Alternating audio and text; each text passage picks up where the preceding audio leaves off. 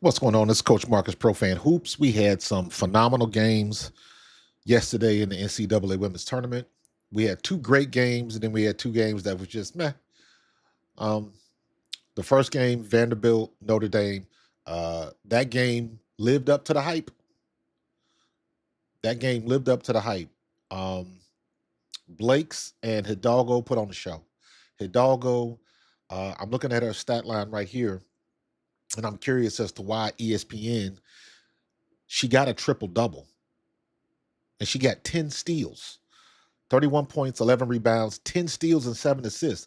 But they put the 7 assists up. Put them steals up there. She very well could have had a quadruple double, but that triple double, the way she played, her defense was off the charts. Off the charts. Um, Came down to the end. They let Vanderbilt back in this game. For whatever reason, Notre Dame just, they had a couple of cold spots. Vanderbilt battled back. Michaela Blake's, um, she was very cold. They held her down in the first half. She did not have a very good game in the first half. I don't know what happened, but for some reason, Vanderbilt could not make a shot in the first half. They were struggling. They were on a struggle bus big time, and it seemed like every 2 minutes in this game, Hannah Hidalgo would get another steal. That girl was all over the place. I would argue that she is the quickest person in NCAA women's basketball today. She was phenomenal. She was all over the place. The defense wins championships. They can't win if they can't score. So congratulations to Notre Dame. Excellent game. Lived up to the hype. Came down to the wire. Phenomenal game. Then you get UCLA and Minnesota. UCLA comes out on top. Lauren Betts had a good game, 16-5. I like Lauren Betts and the way she plays, but for some reason, it does not seem like she dominates.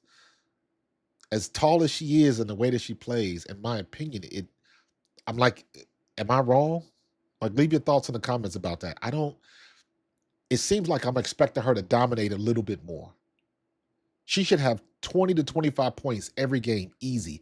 As tall as she is, and as physically as she is, and it just seems like it doesn't happen. It was the same way last year, and I think she's playing better this year than she did last year. But for some reason, like it just seems like she should just be, going off on folks. Like she should be unstoppable.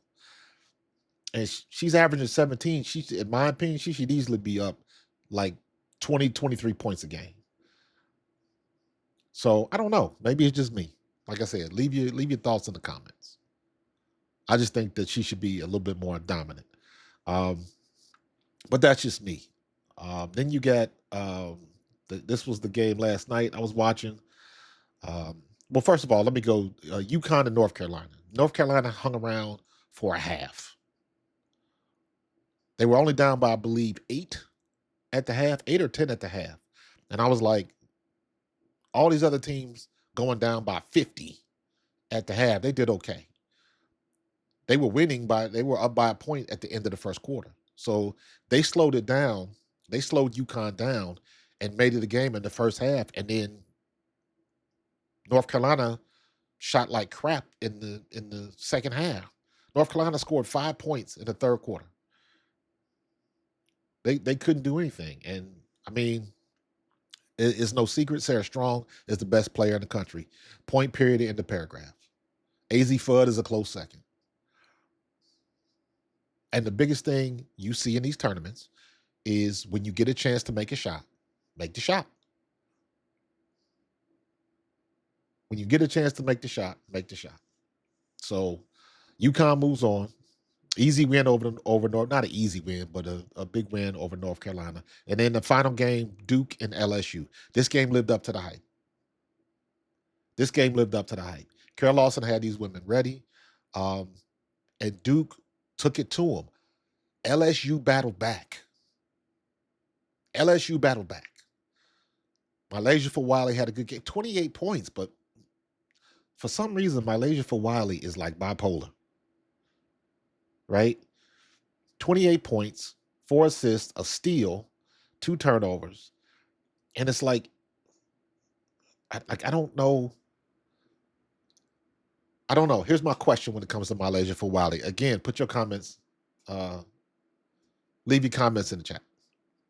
All right, or leave your opinions in the comments. I should say this ain't live, but in any case, what is Malaysia for Wiley doing differently with Kim Mulkey that she didn't do with Dawn Staley? She's coming off the bench. She makes plays that blow your mind. Just her athletic ability, her ability to get vertical, get airborne, accelerate, cross folks over. Like Malaysia for Wiley is just nasty. Her talent level is ridiculous. But for whatever reason, sometimes she gets on the court and she makes plays sometimes and you scratch your head like, why the hell would you do that?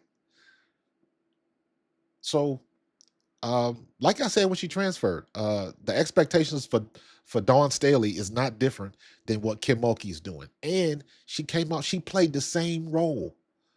She played the same role, but didn't get the same results. So, they went down. The last second shot um, by Duke. She hit the shot when they needed to hit the shot. Duke should have had this game in control, and that young lady missed them free throws towards the end of the game. She missed both free throws. That would have gave them a 3-point lead. So even if LSU would have hit a three at the end, it would have gone into overtime. The girl missed both free throws. You gotta make the free ones. You gotta make the free ones. But they got it at the end, and Ashlyn Jackson hit that three that kind of rolled in. That was a movie moment. That ball rolled around that rim twice before it finally fell in, and they hit the shot that they had to make. She put a dig move on Flau'jae Johnson and went up, had a good shot, um, and made it.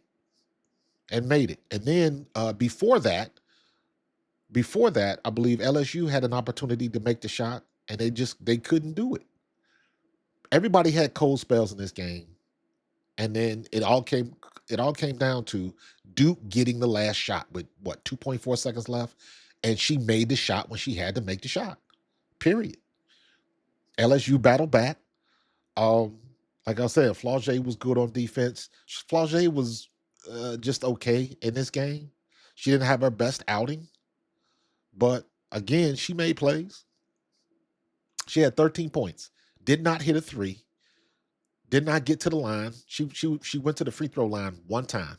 5 rebounds, no assist, a turnover. So Flau'jae was kind of she had a decent game. 13 points, 5 boards. Decent game. So, sometimes you gotta do a little bit better than that. And they were one shot away. And they just could not make that one shot. Congratulations to Duke. Carol Lawson had them girls ready. They battled back. They battled. They fought off the onslaught of LSU, and they got the last shot. And they made the last shot. That's what it comes down to. So, great games. Notre Dame and Vanderbilt, Duke and LSU, phenomenal games. Phenomenal games. So LSU moves on. I'm sorry, Duke moves on. UConn moves on. UCLA moves on. Notre Dame moves on. So, and then today, who do we have today? We got Louisville and Michigan. I'm a Silas Swords fan, so I'm pulling for Michigan, even though, I went to school at Eastern Kentucky, so I should have love for Louisville. But either way, either one of these games, I could go either way because, I'm over support Louisville, but I'm a Silas Swords fan, so I'm pulling for Michigan. Oklahoma and South Carolina. Dawn Staley girl. Um, I'm a Dawn Staley fan. I want to see South Carolina take it to the house. TCU and Virginia, I would love to see at some way, shape, or form if TCU and Notre Dame could go at it. But this is going to be a rough one. TCU's got to play good ball. Virginia's playing well. They are here. So Olivia Miles has been stellar in this tournament. So let's see if she can keep it going. And my friends in Kentucky over Texas, but yeah, Maddie down in Texas is a beast. So I don't know how good Kentucky's is going to fare against Texas because Texas is no joke. If there's anybody I think that can upset UConn, is Texas. is Texas. So these are going to be good games today. Who's the late game today? 12:30, 5, 7. So TCU is the late game today at 7:30 p.m. So that'd be fun to watch. So I'll be keeping track. The early game starts at 12:30 p.m. But these are all going to be good games. Um, to make it to what is the Elite Eight. So so we'll see what's going to happen. Good games today. So I am picking Michigan, South Carolina, TCU, and Texas all wins today. But if you look at my if you look at my my bracket, um, let me see. So I got UConn and North Carolina. North Carolina lost, so they're out. So I got that wrong. I had Iowa State winning to get out the first round, and that didn't happen. Um, so I still got UConn. I picked UConn to win it. Ohio State and Vanderbilt, that bracket is done. Let me see. South Carolina's still in it. Oklahoma's still in it. TCU's still in it. Iowa gone. So that side is messed up. And let me see. UCLA is still in it. I had UCLA and Ole Miss. Um, so Minnesota is there. So I got that wrong, but I still got a shot with UCLA. Duke and LSU. I picked LSU over Duke. My bad. Congrats, Duke. So that's all. I only win if UCLA keeps going. Um, Texas is going to win. Louisville and Michigan. I got Michigan winning that game, and I got Louisville and Texas. So I'm not doing too bad. I'm not doing great, but I'm not doing too bad. So it should be some good games today. Can't wait to see it. Um, the games yesterday were exciting. I don't want to see too many blowouts. I want to see some strong contention today. But if there's going to be a blowout today, I'm guessing it could possibly be either TCU or Texas. But we'll see. We might not have any blowouts today. I don't know. We'll see. That's why they play the game.